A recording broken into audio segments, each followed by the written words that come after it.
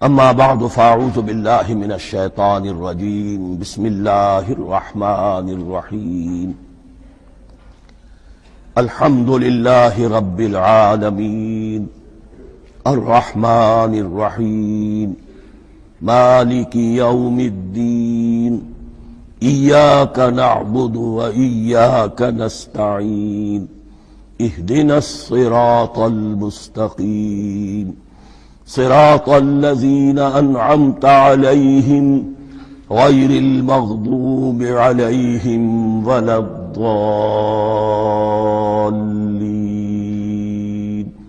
آمين رب اشرح لي صدري ويسر لي أمري واحلل عقدة من لساني يفقهوا قولي اللهم ربنا ألهمنا رشدنا وأعذنا من شرور أنفسنا اللهم أرنا الحق حقا وارزقنا اتباعه وأرنا الباطل باطلا وارزقنا اجتنابه اللهم ربنا يسر لنا أمورنا كلها وأتمم لنا بالخير وتقبل منا فإنك خير المتقبلين آمین یا رب العالمین۔ معزز حاضرین اور محترم خواتین، ہم اللہ کے نام سے اس سال کی نماز تراویح کے ساتھ دورہ ترجمہ قرآن کا آغاز کر رہے ہیں۔ اس سے پہلے میں عرض کر چکا ہوں کہ اب میری عمر بھی کافی ہو چکی ہے، قمری حساب سے 68 برس مکمل ہو چکے ہیں، اور مختلف قسم کے عوارض بھی مجھے لاحق ہیں، اور بہت سے احباب نے اور رفقاء نے مشورہ دیا تھا کہ میں اتنا بڑا بوجھ اپنے ذمے نہ لوں، لیکن میں نے خالصتاً توکلاً علی اللہ اس کی ہمت کی، اس کا ارادہ کیا، اس کے لیے اہتمام بھی خصوصاً ہوا ہے۔ مجھے اندازہ ہے کہ اب میرے خیالات کی جو رو ہے وہ اب اتنی تیز نہیں ہے جتنی کبھی ہوا کرتی تھی۔ کراس ریفرنسز بھی جو ہیں قرآن حکیم کے وہ اتنے مستحضر نہیں ہیں جتنے کبھی ہوتے تھے، بلکہ واقعہ یہ ہے کہ میری زبان بھی بعض اوقات لڑکھڑاتی ہے، اس لیے کہ مجھے جو ادویات استعمال کرنی پڑتی ہیں ان کا اعصاب پر بھی اثر ہوتا ہے، اور جو ہمارے اعضائے رئیسہ ہیں ان پر بھی اثر ہوتا ہے۔ بہرحال ان سب کے علی الرغم اللہ کا نام لے کر آغاز کر رہے ہیں۔ میری انتہائی نگارش یہی ہے، تیرے نام سے ابتدا کر رہا ہوں۔ ابھی میں نے سورہ فاتحہ کی تلاوت کی اور آپ نے سماعت فرمائی۔ یہ سورہ مبارکہ مصحف کے اعتبار سے تو پہلی سورت ہے ہی، سب کو معلوم ہے، لیکن یہ بھی نوٹ کر لیجئے کہ یہ نزول کے اعتبار سے بھی سب سے پہلی مکمل سورت جو حضور پر نازل ہوئی وہ یہی ہے۔ اس سے قبل متفرق آیات نازل ہوئیں، 5 آیتیں سورہ علق کے آغاز میں، کچھ آیتیں سورہ قلم یا سورہ نون کے آغاز میں، کچھ آیتیں سورہ مزمل کی ابتدا کی، کچھ آیتیں سورہ مدثر کے آغاز کی۔ 5ویں وحی تقریباً اس پر اجماع ہے کہ یہ سورۃ الفاتحہ کی ہے، اور یہ مکمل سورت ہے جو حضور پر نازل ہوئی۔ سورۃ الفاتحہ کے معنی ہوئے افتتاحی سورت، فتح یفتح کے معنی ہے کھولنا، مفتاح کنجی کو کہتے ہیں، چابی کو۔ تو یہ اوپننگ سورہ آف دی قرآن، قرآن حکیم کی افتتاحی صورت۔ ویسے جیسا کہ میں تعارف قرآن کے ضمن میں عرض کر چکا ہوں، عربوں کا یہ مزاج تھا کہ جس چیز سے انہیں خصوصی محبت ہوتی تھی اس کے بہت سے نام رکھتے تھے، اس کے بھی بہت سے نام ہیں۔ سورۃ الفاتحہ سب سے عام ہے، لیکن الکافیہ، الشافیہ، ام القرآن، اساس القرآن، کم سے کم یہ 4 نام تو میں سمجھتا ہوں کہ ہر مسلمان کو مزید معلوم ہونے چاہیے، اور بھی بہت سے نام ہیں۔ اس سورہ مبارکہ کی بالاتفاق بالاجماع 7 آیتیں ہیں، اگرچہ ان کی ترتیب میں کچھ اختلاف ہے۔ ایک رائے، یہ رائے امام شافعی کی بھی ہے، اور بصرہ کے جو قراء تھے ان کی بھی ہے، کہ آیت بسم اللہ بھی سورہ فاتحہ میں شامل ہے، اس کا جز ہے، وہ اس کو شامل کر کے پھر 7 آیتیں بناتے ہیں، تو تو آخری جنہیں ہم دو آیتیں سمجھتے ہیں صراط الذین انعمت علیہم غیر المغضوب علیہم ولا الضالین، وہ ان کے نزدیک ایک آیت ہے۔ تو گویا کہ نتیجہ یہ نکلا کہ آیتوں کی تعداد 7 ہی رہتی ہے۔ امام ابو حنیفہ رحمۃ اللہ علیہ کا موقف اور کوفے کے جو قراء تھے ان کا بھی موقف یہ ہے کہ آیت بسم اللہ نہ سورہ فاتحہ کا جز ہے نہ کسی اور سورت کا جز ہے، سوائے ایک مقام پر جہاں حضرت سلیمان علیہ السلام کا خط جو ہے نقل ہوا ہے، جنہوں نے ملکہ سبا کو لکھا تھا انہ من سلیمان و انہ بسم اللہ الرحمن الرحیم۔ تو قرآن کے متن میں صرف اسی جگہ پر یہ آیت شامل سمجھتے ہیں، باقی یہ صرف علامت کے طور پر کہ یہاں سے ایک نئی صورت شروع ہو رہی ہے درج کی گئی ہے۔ اس سورہ مبارکہ کو الصلاح قرار دیا گیا ایک حدیث میں، اس کا جو اسلوب ہے وہ دعا کا ہے، اور دعا کے ساتھ اس کی جو مناسبت ہے اور پھر اسی کی وجہ سے ہماری نماز کا یہ جزو لا ینفک بنا دیا گیا۔ بلکہ ایک حدیث جو میں آپ کو سناؤں گا اس میں اسی کو نماز قرار دیا گیا، الصلاح یہی ہے۔ ویسے وہ حدیث مبارک موجود ہے من لم یقرأ بفاتحۃ الکتاب لا صلاۃ لمن لم یقرأ بفاتحۃ الکتاب، جو شخص سورہ فاتحہ کی تلاوت نہیں کرتا اس کی کوئی نماز نہیں۔ اس کے حوالے سے بھی ہمارے ہاں دو مسلک ہیں، ذکر صرف اس لیے کر رہا ہوں کہ آپ کے علم میں ہو، ان میں کوئی بنیادی فرق نہیں ہے۔ کسی بھی ایک رائے کا انسان قائل اور حامل ہو سکتا ہے بغیر اس کے کہ دوسرے کو بالکل غلط قرار دے، بلکہ یہ کہ اس کے لیے بھی گنجائش اپنے ذہن میں اور اپنے دل میں رکھے۔ تو ایک رائے یہ ہے کہ یہ میں کیا عرض کر رہا تھا، کوئی بھول گیا ہوں۔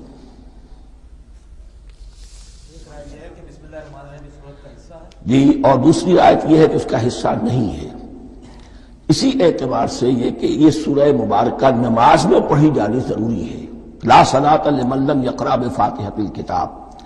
البتہ یہ اختلاف ہے، یہ بات جو میں ذکر کر رہا تھا جو ذہن سے نکل گئی، کہ آیا مقتدی جو ہے امام کے پیچھے کھڑا ہو کر جب نماز پڑھ رہا ہو تو کیا اس صورت میں بھی اس کے لیے لازم ہے کہ سورہ فاتحہ پڑھے؟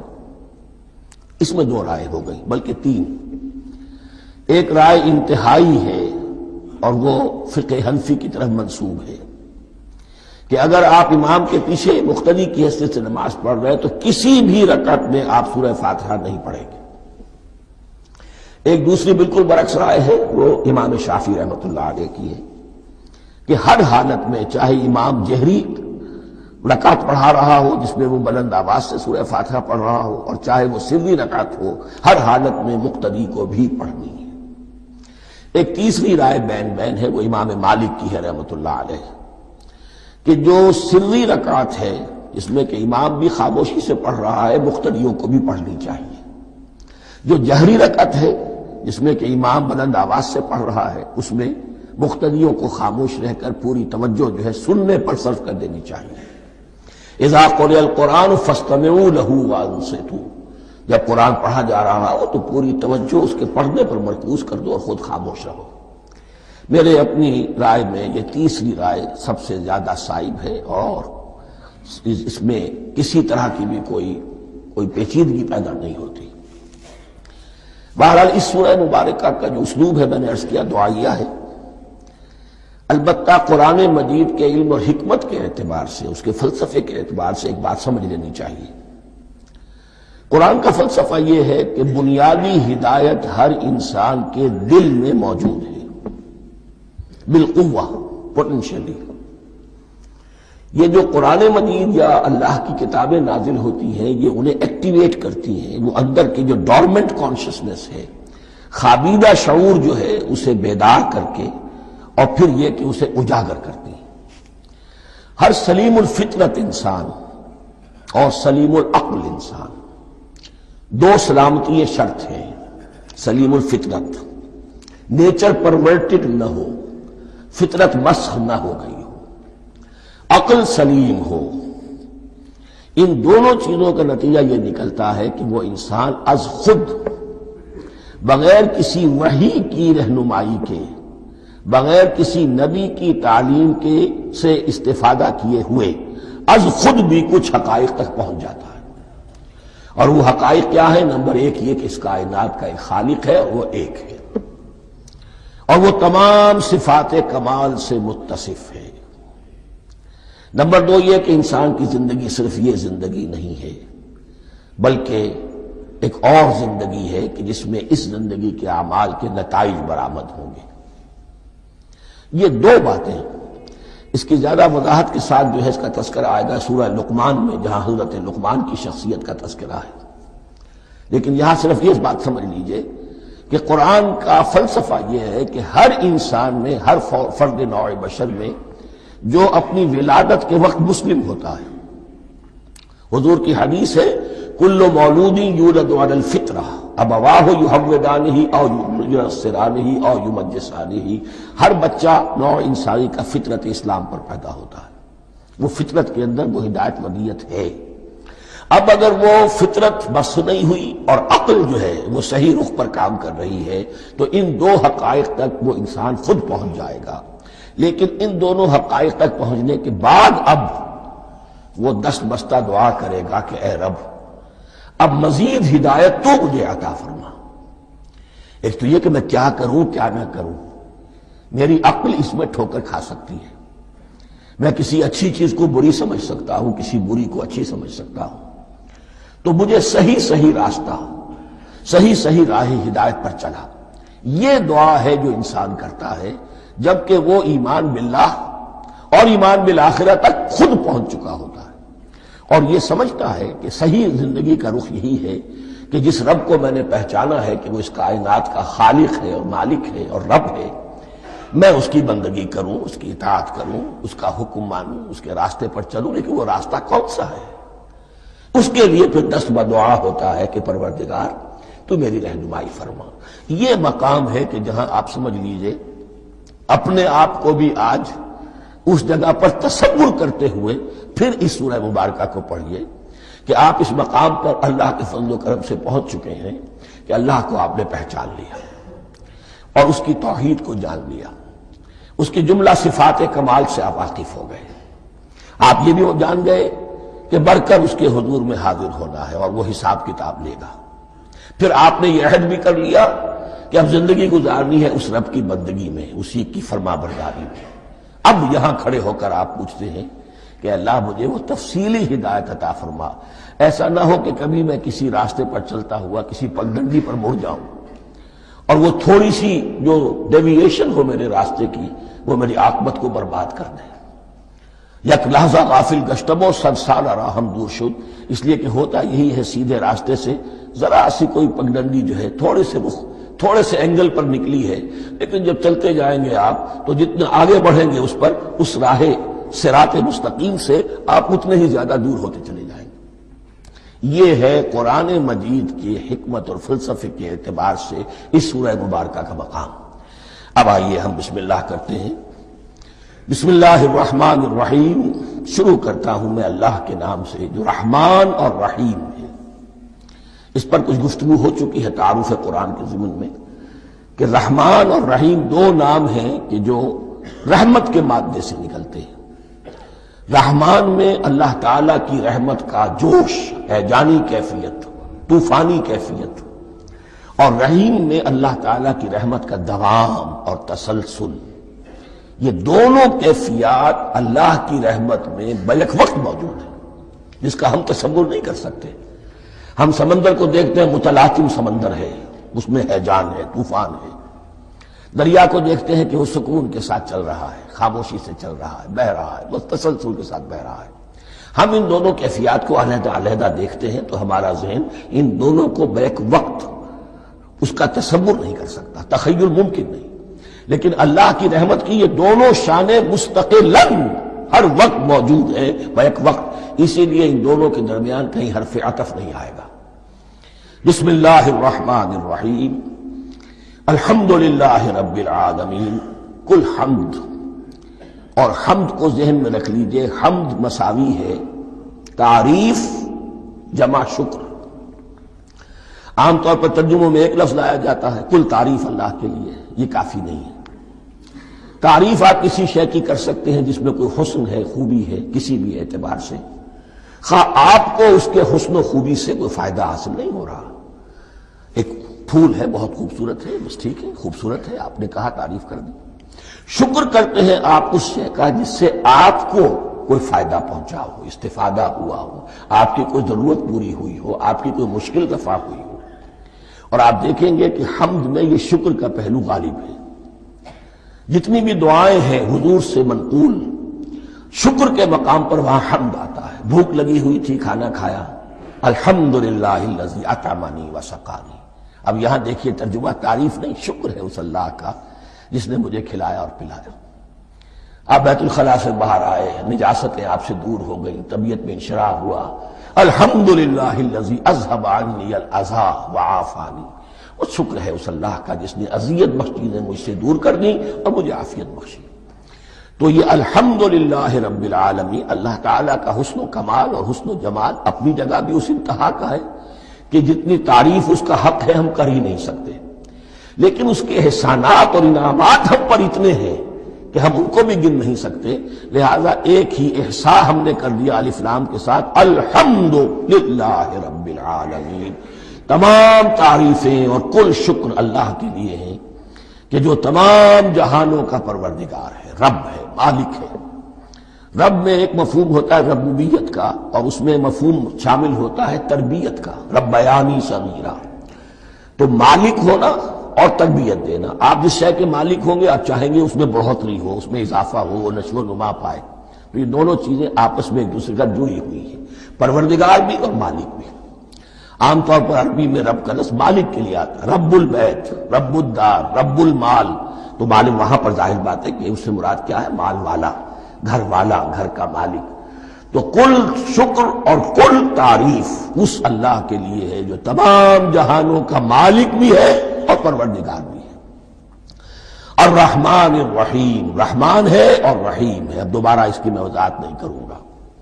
مالک یوم الدین، یوم دین کا مختار مطلق ہے۔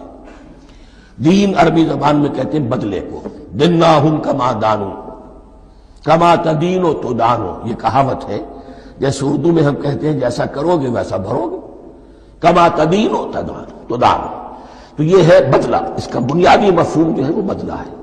تو بدلے کا ایک دن ہے جس دن فیصلہ ہوگا کہ کون کیا کما کر لایا ہے اور اسے کیا بدلہ ملنا چاہیے۔ آیا اس کا برائیوں کا پلڑا بھاری ہے کہ اسے سزا ملنی چاہیے، یا اس کی حسنات اور نیکیوں کا پلڑا بھاری ہے کہ اسے جزا ملنی چاہیے، اس کا انعام اور اکرام کے ساتھ معاملہ کیا جانا چاہیے۔ وہ ایک دن ہے، اسے ہم یوم القیامہ کہتے ہیں۔ اور لیکن اصل بات جو یہاں کہی گئی، یعنی ایک جملے میں تین باتوں کا اعتراف ہو رہا ہے۔ بعث بعد الموت، ایک دن آئے گا کہ ہم مرنے کے بعد تمام انسان اٹھا لیے جائیں گے۔ پھر حساب و کتاب، پھر اللہ کے ہاں حاضری ہوگی اور حساب کتاب ہوگا۔ اور تیسرا یہ کہ اس حساب کتاب کے دن کا مختار مطلق اللہ ہے، یعنی کسی اور کو اپنے ذہن میں سہارا بنا کر آپ زندگی گزاریں کہ وہ مجھے چھڑا لے گا، یا وہ ہستی جو ہے اتنی زوردار ہے کہ وہ مجھے بچا لے گی، اس سے اپنے دل کو، اپنے ذہن کو بالکل پاک کر لیجئے۔ مالک یوم الدین، ایک دوسری جگہ پر قرآن میں آیا ہے، اس روز کوئی پکارنے والا پکارے گا، لمن الملک اليوم للہ الواحد القہار، آج کے دن کس کا اختیار مطلق ہے؟ اور پھر کہا جائے گا اللہ کے لیے، الواحد قہار، جو پوری طرح چھایا ہوا ہے، مستولی ہے۔ تو مالک یوم الدین، جو جزا و سزا کے دن کا مالک ہے۔ اب یہاں سے کلام ایک رخ بدل رہا ہے۔ ابھی تک تو یہ غائبانہ انداز میں کلام ہو رہا ہے، اللہ سے خطاب نہیں آیا اس میں ابھی۔ الحمدللہ رب العالمین الرحمن الرحیم مالک یوم الدین۔ اب خطاب ہے، ایاک نعبد و ایاک نستعین، ہم صرف تیری ہی بندگی کرتے ہیں اور کریں گے، اور ہم صرف تجھ ہی سے مدد مانگتے ہیں اور مانگیں گے۔ یہ ترجمہ میں کیوں کر رہا ہوں کہ یہ فعل مضارع ہے۔ عربی زبان میں فعل مضارع حال اور مستقبل دونوں کو کور کرتا ہے۔ کا جو ہے مفعول فاعلی جو ہے، مفعول جو ہے اس میں ضمیر مفعولی، اسے پہلے لا کر حشر کا مضمون پیدا ہو گیا۔ ہم تیری بندگی کرتے ہیں نہیں، ہم تیری ہی بندگی کرتے ہیں اور کریں گے۔ حال میں ترجمہ کیجئے تو یہ اظہار حال ہے، اور مستقبل میں ترجمہ کیجئے تو یہ ایک عہد ہے، قول و قرار ہے، بہت بڑا معاہدہ ہے۔ وَإِيَّاكَ نَسْتَعِينُ، اور صرف تجھ ہی سے مدد مانگتے ہیں اور مانگیں گے۔ اس میں بھی حال کا ترجمہ اظہار حال، اللہ کرے کہ واقعی ہمارا حال وہی ہو، جب ہم یہ الفاظ کہتے ہیں تو واقعتاً ہم اس پر پورے اتر رہے ہوں کہ اسی کی بندگی کر رہے ہوں اور اسی سے ساری استعانت اور استمداد کر رہے ہوں۔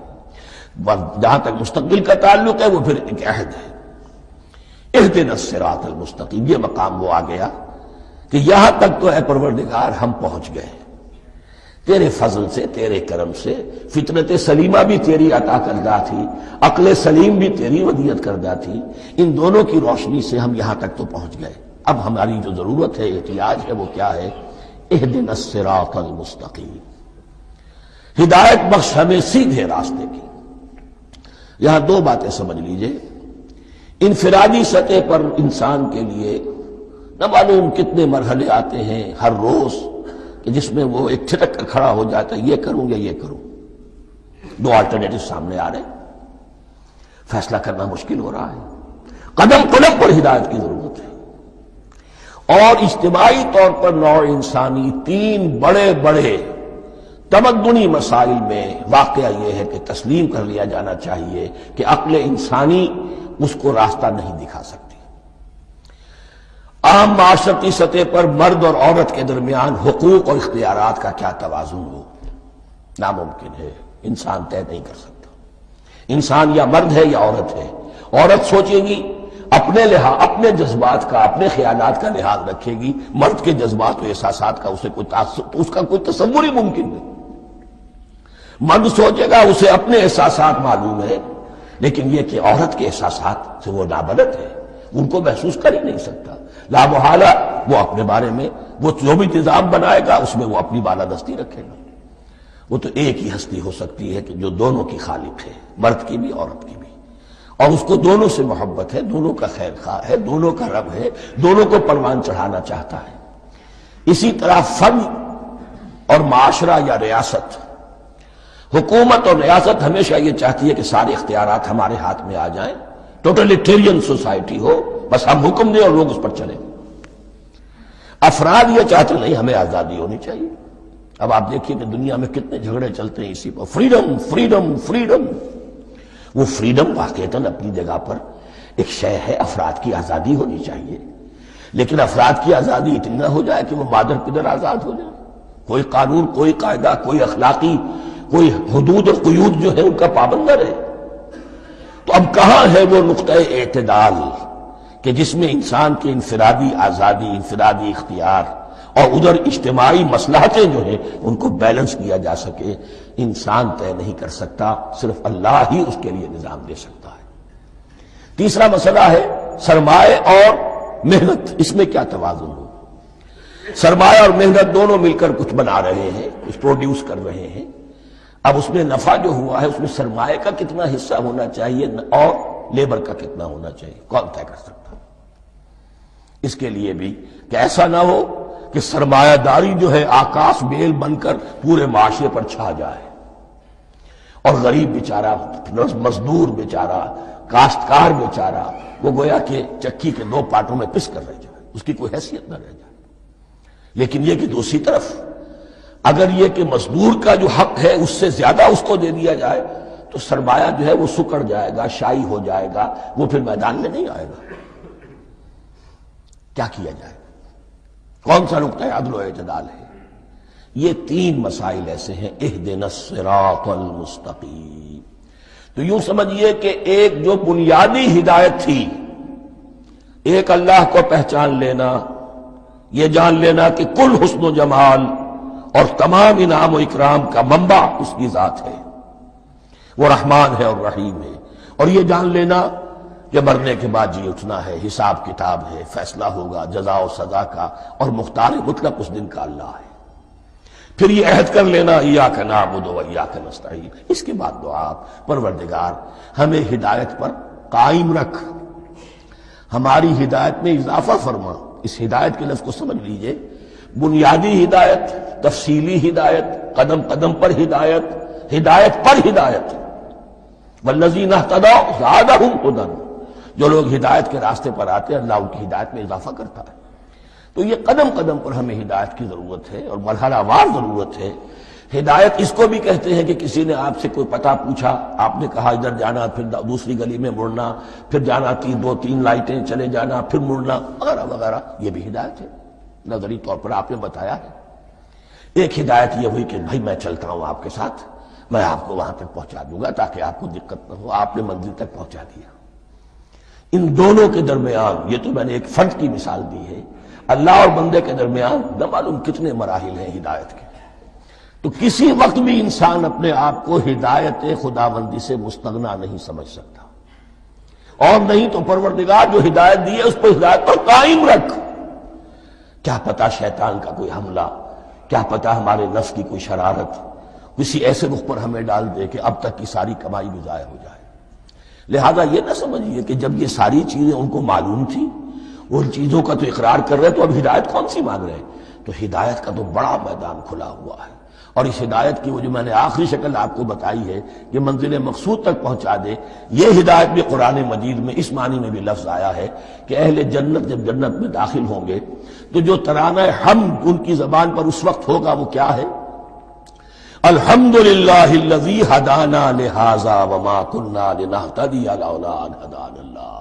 کل شکر اس اللہ کا جس نے ہمیں یہاں تک پہنچا دیا، ہدایت دی یہاں تک پہنچا دیا، اور ہم ہرگز نہ پہنچ پاتے، ہم ہرگز ہدایت یافتہ نہ ہو سکتے اگر اللہ ہی ہمیں ہدایت نہ دیتا۔ اہدنا الصراط المستقیم، سیدھا راستہ، صراط الذین انعمت علیہم، اب اس کی مزید وضاحت ہے، راستہ اس کا ان لوگوں کا جن پر تیرا انعام ہوا۔ یہ کون لوگ ہیں؟ اس کی وضاحت آپ کو ملے گی سورہ نساء میں، من یطع اللہ والرسول فاولئک مع الذین انعم اللہ علیہم من النبیین والصدیقین والشہداء والصالحین۔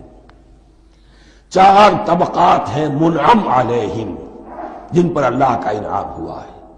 چوٹی پر انبیاء کرام، اس کے بعد صدیقین کرام، اس کے بعد شہداء عظام، اس کے بعد عام صالح مسلمان، صالح ہو۔ یہ بیس لائن ہے، اس سے اوپر کا درجہ شہداء کا ہے، اس سے اوپر کا درجہ صدیقین کا ہے، اور پھر اس سے اوپر کا درجہ انبیاء کا ہے۔ انبیاء میں سے پھر وہ بھی ہوتے ہیں کہ جو اولو العزم میں من الرسل ہیں، لیکن یہ 4 طبقات ہیں، ان کے راستے پر ہمیں چلا۔ غیر المغضوب علیہم ولا الضالین، جو مغضوب علیہم نہیں ہوئے، جن پر تیرا غضب نہیں ہوا، اور غضب ہوتا ہے ان پر کہ جو ہدایت کے واضح ہونے کے بعد ہدایت کو ترک کر دے، وہ ہے مغضوب علیہم۔ جنہیں ہدایت مل گئی ہو، ہدایت کو پہچان لیا ہو، پھر اپنی شرارت نفس کی وجہ سے، اپنی نفسانیت کی وجہ سے، اپنے تکبر کی وجہ سے، اپنے حسد کی وجہ سے وہ اس حق کو رد کر دے، اس کو ترک کر دے، ان پر اللہ کا غضب آتا ہے۔ اور اس میں اس کی بہت بڑی مثال تاریخ کے اعتبار سے یہودی ہے۔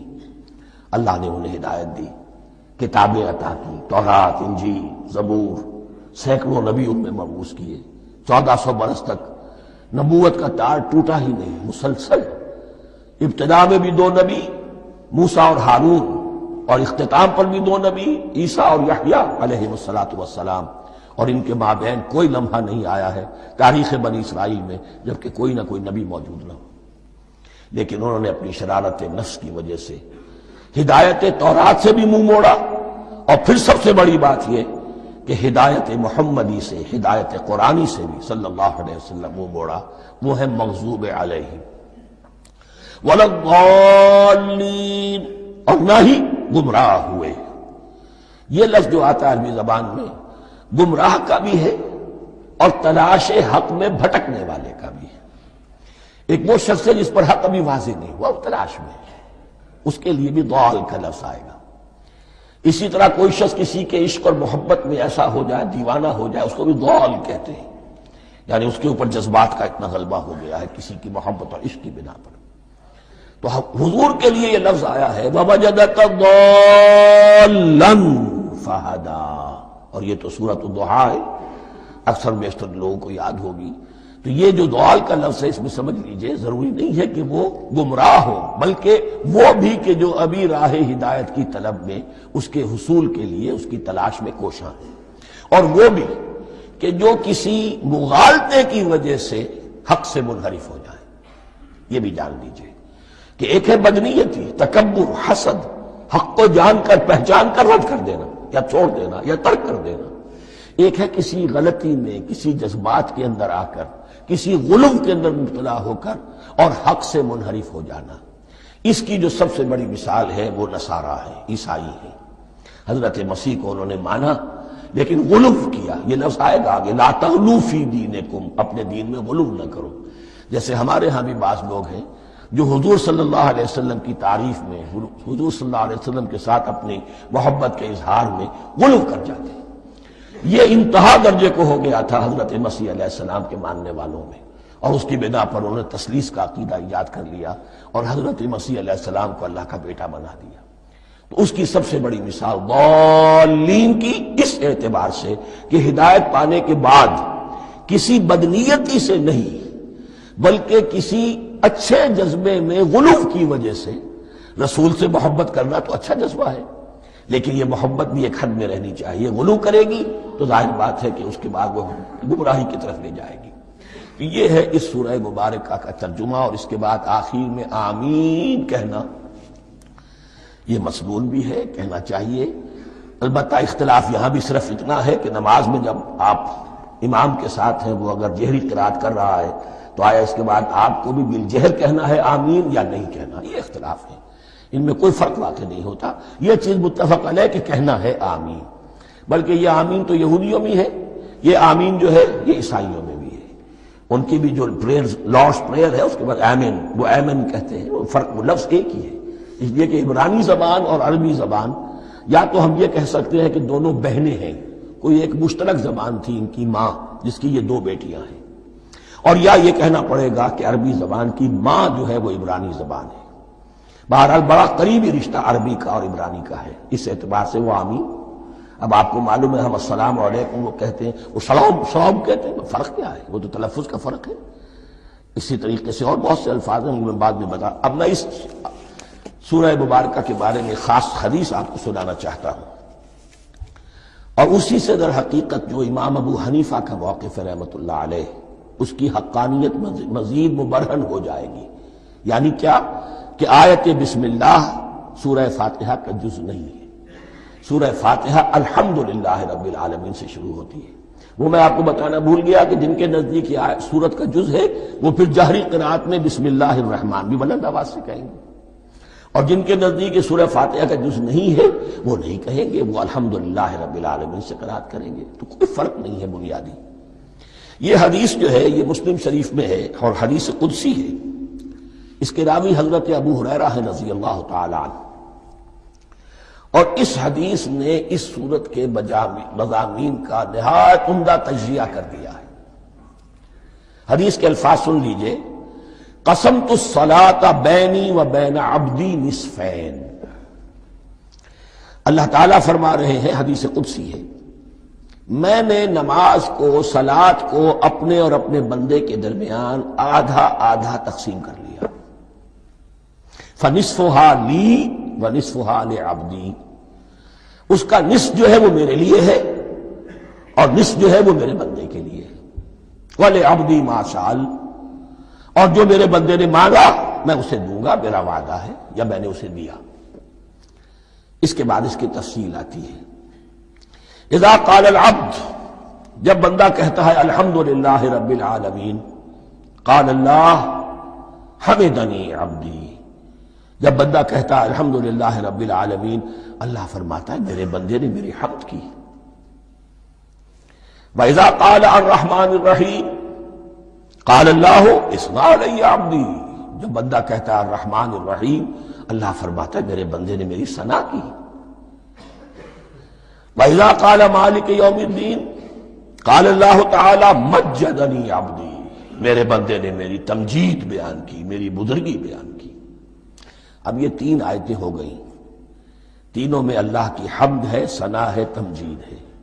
یہ تین آیتیں خالص اللہ کے لیے ہو گئی۔ اب چوتھی آیت آئی، ایاک نعبد و ایاک نستعین۔ اس کے بارے میں جب بندہ کہتا ہے اذا قال العبد ایاک نعبد و ایاک نستعین، قال اللہ تعالی ھذا ما بینی و بین عبدی ولعبدی ما سأل، یہ میرے اور میرے بندے کے درمیان ہے۔ یہ تو یوں سمجھیے کہ یہ گرا لگ گئی ہے میرے اور میرے بندے کے مابین۔ اس نے مجھ سے قول و قرار کیا ہے، اس نے میری بندگی کا اعتراف کیا ہے، اس نے تسلیم کیا ہے کہ میری ہی بندگی کرتا ہے اور کرے گا، اور مجھ سے مدد چاہیے ہے۔ ھذا ما بینی و بین عبدی، یہ معاہدہ ہے، معاہدہ دو فریقوں کے مابین ہوتا، یہ میرے اور میرے بندے کے مابین ہے۔ وَلِعَبْدِي مَا سَأَلَ، اور میں نے اپنے بندے کو دیا جو اس نے مانگا، وہ میری مدد چاہتا ہے، میری مدد اس کے شامل حال رہے گی۔